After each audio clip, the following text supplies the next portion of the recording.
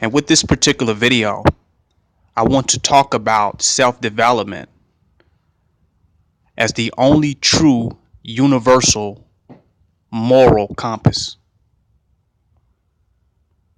Self-development is the only true universal moral compass. Now, let me tell you why I say that. For one, morality is relative. I said this before, based upon an individual's upbringing, where they grew up in the world, their worldview, the first type of authority that had influence over their consciousness, the amount of knowledge that they possess usually determines what we call morality for an individual. I went in on this one deeply. Some people would like to say that you can be righteous without being conscious, or that righteousness is more important than being conscious. And that's not true, because your righteousness is relative to your consciousness. America locked up a lot of people for marijuana. And everybody supported these people getting locked up for selling weed. Or it's a drug, it's bad for you, it's a narcotic, it makes you lazy, whatever. Everybody supported that. But more research was done on marijuana, and it had people question, well, is that right? Once they start getting more knowledge and seeing that, well, maybe it can heal cancer, and maybe it's good for arthritis, or good for pain, or good for glaucoma. It helps cancer patients. So then they say, wait a minute. After we got more knowledge, what we thought was right is now wrong.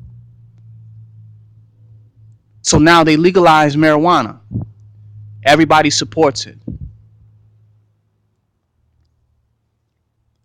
Our perspective changed. And now our concept of righteousness is not the same. We don't necessarily look at people that smoke weed like drug addicts as a collective society in America. They've legalized it in certain places, and you can get a medical license, and people growing it, and it's becoming a booming business. Our perspective has changed on it. So our idea of what was right changed when we gained more knowledge. Now, some people want to talk about an unchanging right, and they're talking about the legal system. And you realize that the legal system has relative morality. Something can be legal in one place and totally illegal in another place. In America, in the United States, we don't even have to talk about the world, how different cultural frameworks permit for certain things and find other things as forbidden on a global level. But even in America, the laws change depending on where you're at. Depending on what community, what society, what state, what city, what municipality, what county you live in. Hell, prostitution is legal in Las Vegas.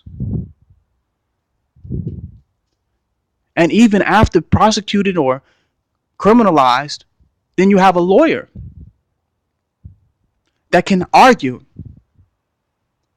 what is right and what is wrong, as though it is not obvious, as though it's questionable, as though it is relative to the situation. And the whole job of a lawyer is to determine the relativity of the situation, to expose how it may not have been so wrong, or as wrong as you thought, or there may have been no wrong. So the legal system doesn't really give us a sense of rightness, because people can unjustly enforce laws and make up laws that are against the people, and make up laws that don't make any sense, and make up laws based upon their own personal bias, or their own personal belief system, or their own personal religions, ideology, or their own personal agenda. So they don't give us laws, the legal system. So let's talk about religion. The legal system doesn't give us a real sense of morality. It's very abstract. It's obscure, depending on where you at, how good of a lawyer you got, how the police feel that day, what area you in, what district you in. So we can't really find morality there. So let's talk about religion, because some people want to say it's in the Torah. Let's talk about Christianity, the Bible, the Quran. But then that's relative to your consciousness. Because as you begin to study the Bible, you start finding out that, wait, hold up, that the Sabbath is Saturday and not Sunday.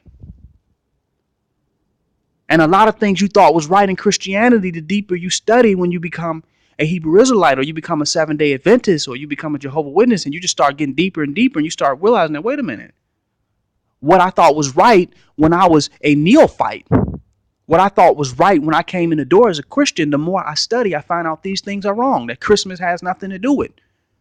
Christmas was a pagan holiday. And I found out that Jesus wasn't the white man that was put on the picture.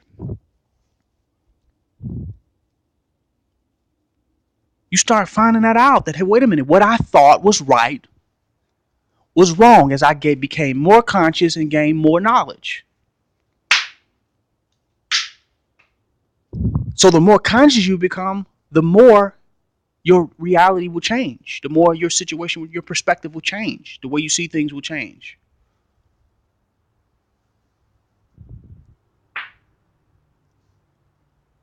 So we can't really say it's religious, because if you read the Bible more and read the Quran more, it'll change. If you read and you say, well, hell, I got my righteousness for the Quran, and then you start reading the Hadiths, and then you start reading the Sunnahs, and you just start saying, well, hold up, wait a minute now, maybe it's even deeper. What I thought when I took my Shahada, everything that I was doing is not necessarily right. And then you have people who tend more to try to be more righteous in these religions, and they become more zealous. And they looked at it as zealots and looked at as extremists, because they're just trying to really find the right in them. And they go into the furthest extent that they possibly can to find right in them. But they still will find that your righteousness will be relative to your consciousness. And the more you study, the more your perspective can be changed and will be changed on a lot of things. So many areas. So we can't find it in religion. We can't find it in law. And we cannot even find it necessarily in our own cultural and traditional systems. So where do we find this universal moral compass from? Self-development.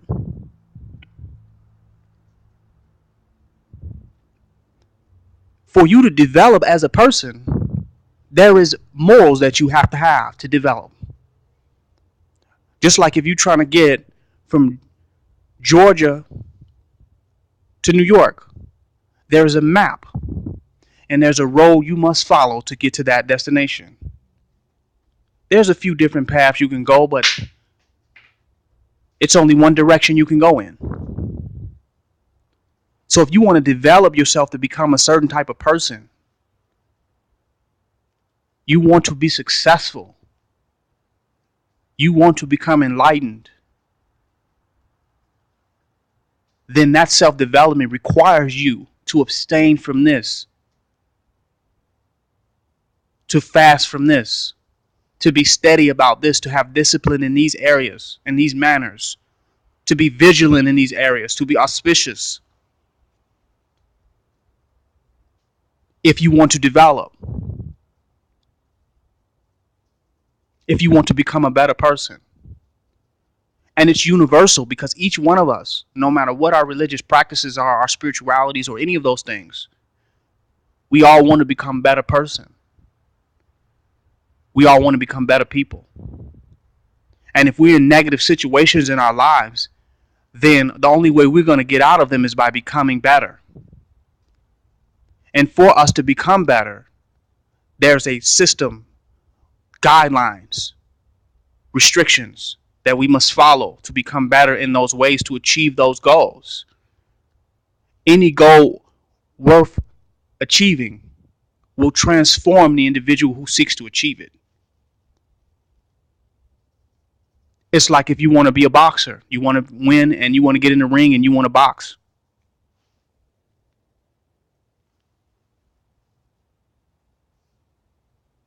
then you're going to have to perfect yourself. You're going to have to know when to eat.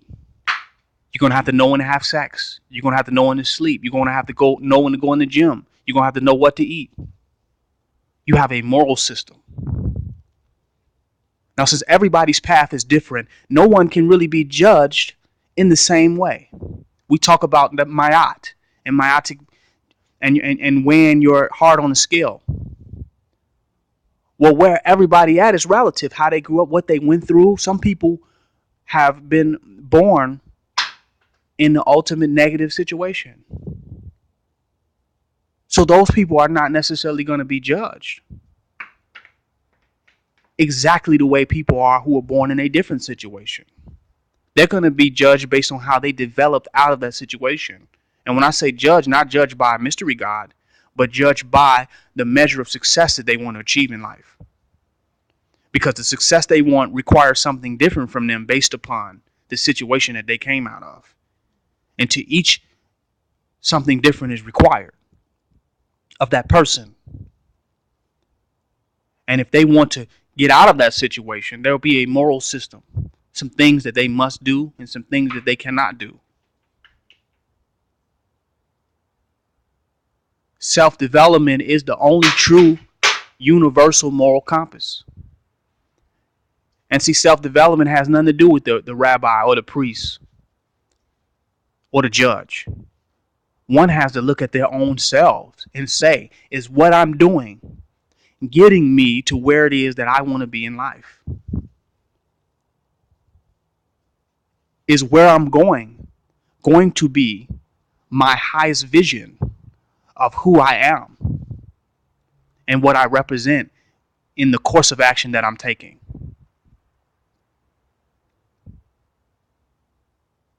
And when they look at themselves and weigh themselves against that, then a moral system will come out of nowhere and it'll be like, no, you're going to have to stop doing that. You're going to have to change your perspective on that. If you want to get here, you can't keep doing that. You're going to have to sacrifice that. You're going to have to cut that off. If you want to do this, you can't keep messing with them. If you're serious about this, you can no longer do that. And if you start looking at people that are actually successful, you see some things in there. And successful means that they can go to sleep at night with their prosperity, with their abundance. Successful means they're not rich and depressed. They're not wealthy and depressed. It means they're happy and wealthy and wise and healthy. And if you see those that are happy, wealthy, and wise, and what they have in common, you'll find some self-development traits. You'll find some characteristics. You'll find kindness. You'll find forgiveness. You'll find compassion. You'll find giving. You'll find a whole bunch of positive things. If you look at people that are where you want to go, and you look at what do they have in them to keep going, to push forward, to get out of the situation you may want to get out of, and you'll find some things that they all have in common. You'll find that. And so you'll have to develop yourself. And some things you think it's a matter of you going to hell or going to heaven. If you don't do this, you're going to go to hell. If you do this, you're going to go to heaven. Heaven is here on earth. Just like the Moorish Holy Quran says, we create our own heaven. Heaven and hell is on earth. Hell is where you don't want to be at. Hell is the opposite of your highest vision, and heaven is the manifestation of what you desire to experience on this earth. So it's not about going to a spooky heaven or a spooky hell based on these do's and these don'ts. It's about manifesting the divine reality of who you are here on earth. And what are you going to have to do that? And what are you going to have to not do to do that? That's your morality system. What are you going to have to give up? And it's not compared to anyone else. You have to look at yourself and say, you know what? I can't keep doing this, or I need to do more of that. That's just what it is. And I'm going to have the discipline in order to do that. And it's no way being 100% negative are you going to get to a positive result that you can sustain. Oh yeah, you might win the lotto. You might find a break. Opportunity may knock on your door, but to have sustained holistic well-beingness, you're going to have to really transform as a being to live in that, to be that. That is your frequency. That is your vibration that you live in and as. In order to do that, you're going to have to really look at yourself. And each individual have to look at themselves from where they're at. And we're all in different situations. We're all in different circumstances. But we can rise above them situations and circumstances no matter where we're at. If we could only choose true self-development and be honest and evaluate ourselves based on how we need to develop and have the discipline and the determination to make those needed changes and to stick to those regimens, we'll get to where it is that we want to go. And as we become that, we will have that anointing.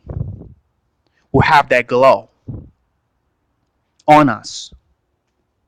That's our blessing. That's how we bless ourselves in this very life.